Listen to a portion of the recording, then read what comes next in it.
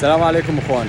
انا الان موجود بموقع الحدث اللي اليوم الساعة 11 صباحا، اللي هو انهيار مصرف الرافدين التابع لحكومة كربلاء المحلية بهذه المنطقة.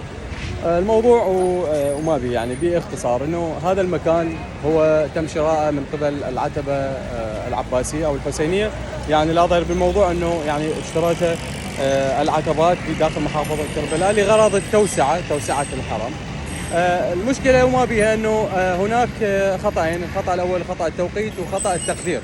لانه بالبداية كان هناك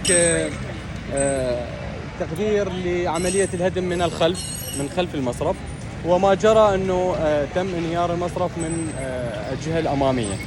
اضافة الى ذلك انه التوقيت الساعة 11 صباحا وقت ذروة العمال اللي موجودين بهذه المنطقة، كانت هناك اصابة لطفل وتم نقله للمستشفى. وهذا الموضوع باختصار يعني فيما يخص هذه الحادثة اللي حدثت في هذا اليوم. الأمر بسيط جدا وطبيعي يعني، لكن هناك تقدير خاطئ بالوقت وأيضا التقدير بعملية الهدم.